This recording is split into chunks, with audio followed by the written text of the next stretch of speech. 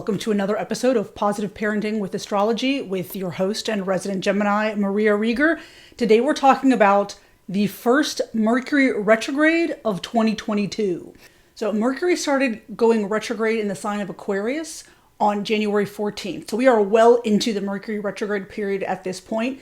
Mercury will enter the sign of Capricorn as it's retrograding on January 25th, and then it will station and go direct on February 3rd. Obviously still moving in the sign of Capricorn, and then later, while direct, it will re-enter Aquarius.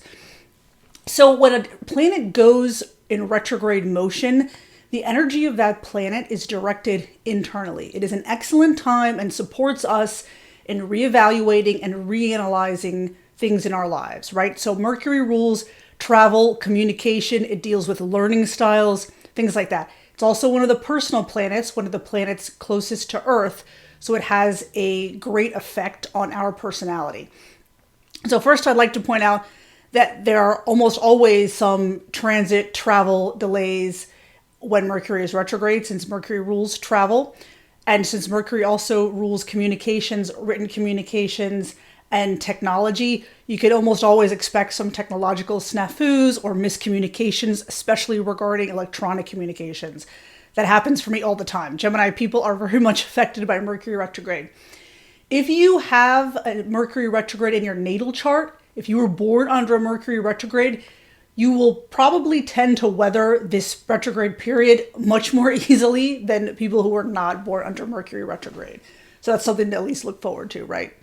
So while Mercury is retrograding the sign of Aquarius, Mercury is very comfortable in this sign. Remember, Mercury rules Gemini, which, as you know, is Aquarius's sister sign. So Gemini and Aquarius approach the world from a place of logic and detachment.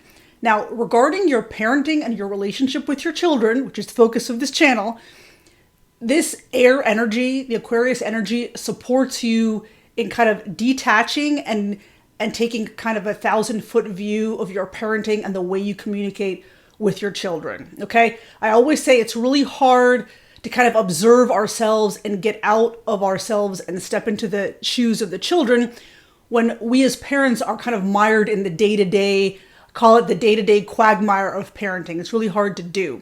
But this energy, this retrograde energy and the Aquarian energy supports you in detaching, putting yourselves in the shoes of your child and really thinking about how the way you communicate with your children, how it affects your children. Does it have a positive effect or a negative effect on them? Are there ways you communicate with your kids or behave with your kids that you want to reevaluate and revisit and rethink and maybe just redo, maybe just change the way you communicate with your kids? This energy supports you in looking at all that. Now, there are a couple other points to point out here within the overall context of this Mercury retrograde. On January 18th, the planet Uranus also turned direct. So Uranus had been in retrograde for several months. And Uranus, interestingly, is the planet that rules Aquarius, the sign in which Mercury is currently retrograding. And Uranus is the planet of radical change. We always say in the pattern of astrology, kind of Uranus shakes things up, breaks things down, makes radical changes. And then from the pieces and the shards that Uranus leaves behind, you use the energy of Saturn, which rules Capricorn, to kind of rebuild and restructure things. So Uranus turning direct now supports us in rebuilding things, restructuring things in our lives.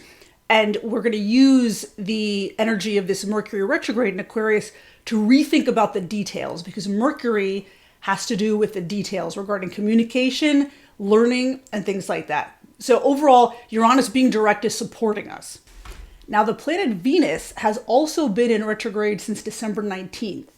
And it will turn direct on January 29th. So it will be retrograde for almost the entire period that Mercury is in retrograde. Venus has been retrograding in the sign of Capricorn throughout this entire retrograde period. Now, Venus rules the kind of one-on-one relationships, the way we behave in those relationships, the give and take necessary in those relationships. Mostly it rules or has to deal with our relationship with our romantic partner and one-on-one relationships with the most important people in our lives. It can also deal with partnerships. So during this time, we have been called to and supported to reevaluate the ways we show up and behave in our most important relationships. Now, because Venus has been retrograding in the sign of Capricorn, we've been supported in reevaluating and restructuring kind of our finances and resources in relationships. I know that's kind of been a big theme for me in this Venus retrograde period. So we are looking at all that, kind of reevaluating it. It's not the time yet to make firm decisions and take actions on that reevaluation, but it is the time to study it and kind of gather data. So while Venus is retrograding, Mercury in Aquarius is supporting us in this. And remember that Mercury being in Aquarius, retrograding in Aquarius, brings that detachment necessary to maybe not be too sensitive about issues and to really look at things from another person's point of view. And now remember that the sun has also been in the sign of Aquarius since January 20th, so for the past 2 to 3 days.